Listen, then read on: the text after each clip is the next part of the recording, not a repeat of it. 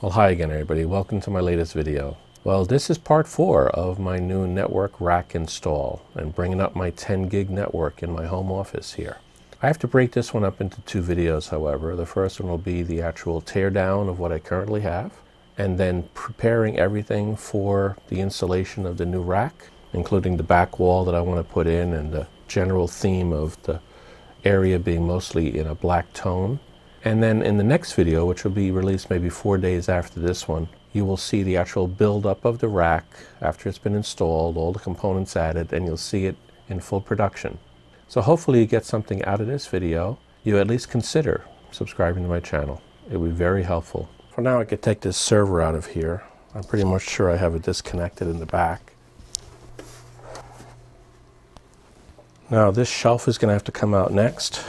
Then I'm going to take some measurements there and cut the wood that's going to go against there, the plywood. Looks like the first thing I have to do is take this fan out.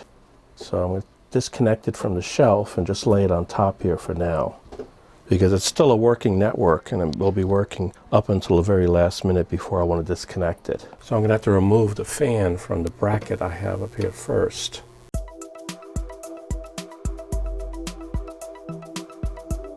Lie this down here for now.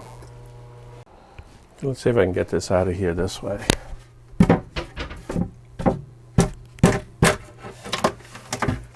Came out pretty easily.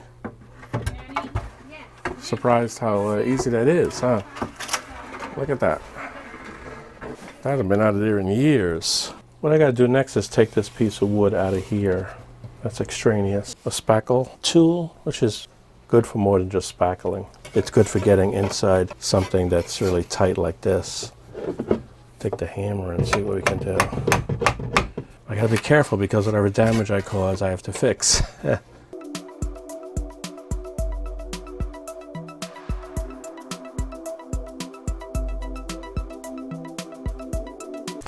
There's just no way to avoid damage on that one. I'll have to spackle it up. Well, I ran into a problem. I thought that this phone connector was on the second line that we disconnected years ago. But no, it's on our primary phone line. So this wire has to continue its run all the way over through to the other side of the den. There's just no way around that. So I'm going to have to take that and maybe put an extension on it, bring it down to the bottom, because I want to cover this whole thing with a piece of plywood. Well, I might as well go ahead and put the first coat of spackle. There's some pretty big holes I created here, so I need to fill those in.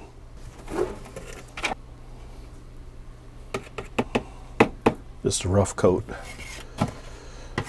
It's gonna need like 3 coats before this is ready to repaint.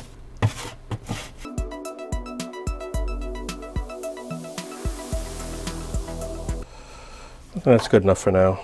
Okay, talk about wasted effort.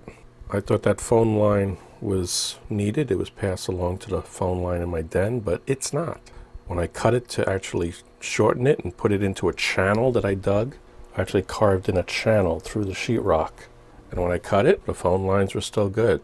So this is just an unparalleled line, probably running to another connector that we're not using somewhere else in the house.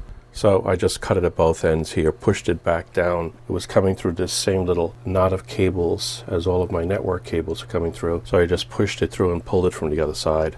Okay, so it'll look a little bit neater. I won't have to come up with some crazy way to deal with it.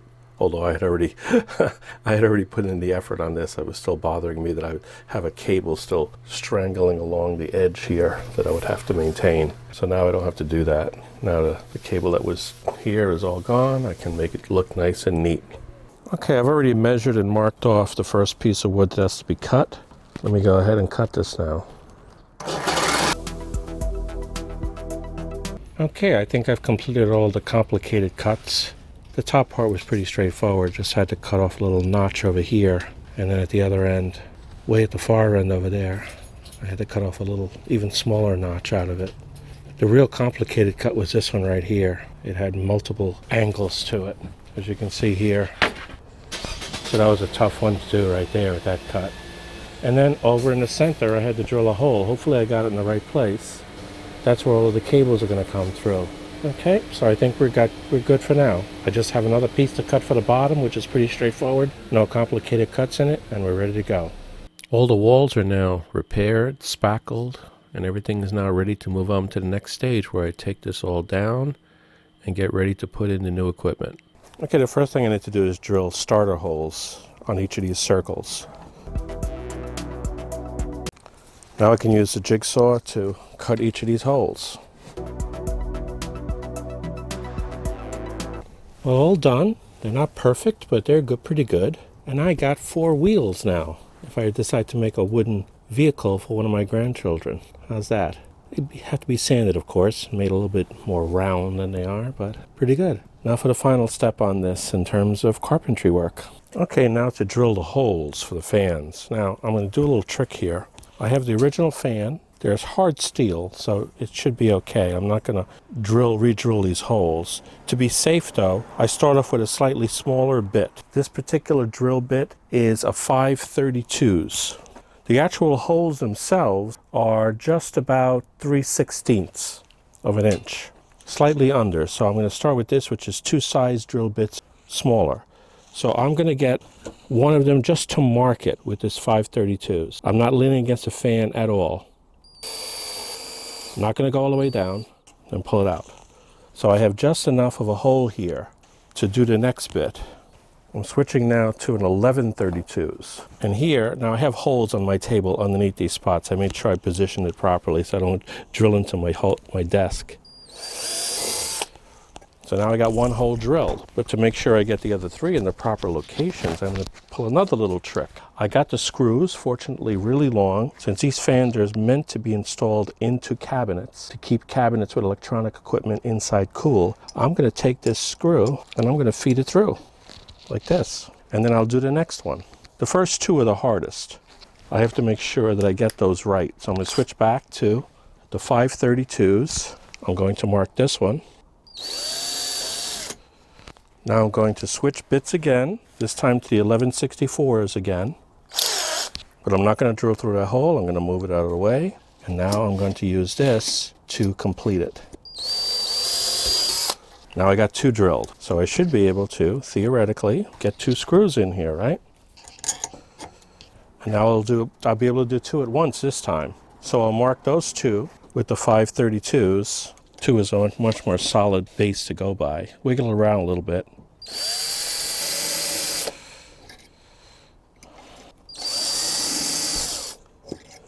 Then I can take the fan off and I can finish those holes with the 11/64. And if I've done this right, then I should be able to take these, fit in the original 2, get 2 more screws, came with 4 of them, feed them in, and they should all go through perfectly good if done properly. How's that look? And there's no interference with the wood at all. Okay, now down to the final step here, painting all of this. This flat black. I've already painted the other side, so I'm painting the back side. These are the 2 fan holders. They have to be painted on both sides, whereas the other pieces that I did do not. They're good enough to be painted just on one side.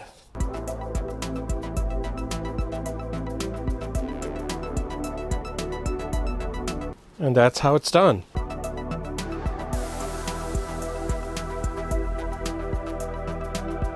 And this is with most of the tabletop done. Okay, now I'm ready to bring the network down so I can start disassembling.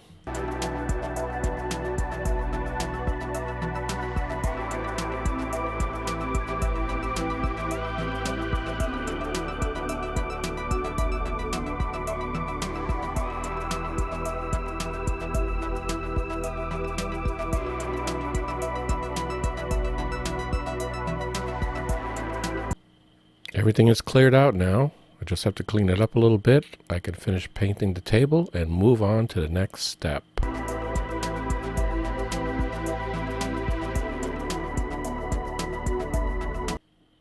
Now it's all dry, flat black, and I'm going to give it a quick urethane coat just to protect it.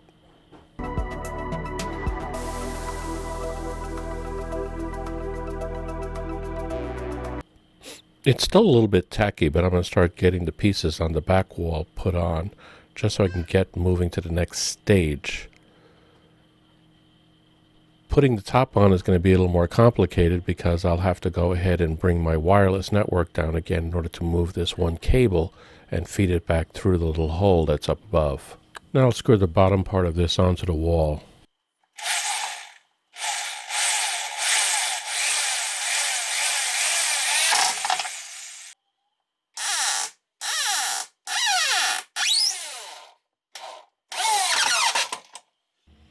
Well, my camera battery died just as I was putting the back high part onto the wall.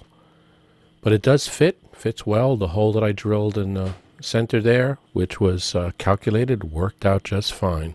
Okay, the 2x3 fillers that I put on both the left and the right, I've got the first one up right now. It does have a hole at the very top to allow for an RGB strip that I'll be feeding through and wrapping all around and down into the side area of that's covered by that 1x2. I have to make sure this is level before I screw it down. So let me check this out. Yep, it looks like I see the little bubble there right in the center, so I'm good.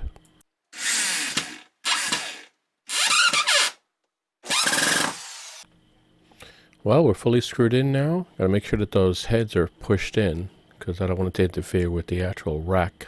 Now I'll go ahead and measure the other side and put that one in. They're both in now. They're nice and straight. They're the right distance apart. I've got the RGB blockers on the sides. And I have one more piece to put in across the top. The RGB will also be hiding behind that as well.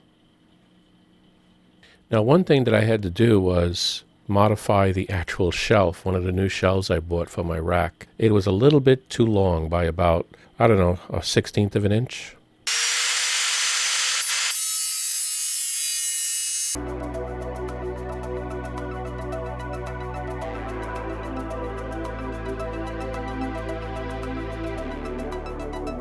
And now, as you can see by this little test fit, it fits a lot better now.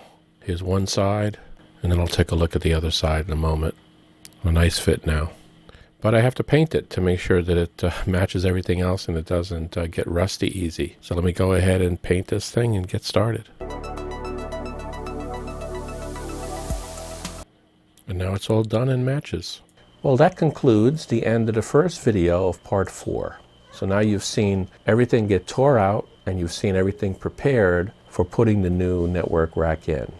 In the very next video, which will be released, as I said earlier, in about maybe 4 days or so, 3 or 4 days, I'll actually be putting the new rack in and populating all of the components into it and getting into full operation within my home network. So please stay tuned for that video. Once again, if you saw something here that you found useful, helpful, or whatever, you liked watching it, at least consider subscribing to my channel. Well, until the next time, or the next video in this case for part 4, take care and be safe.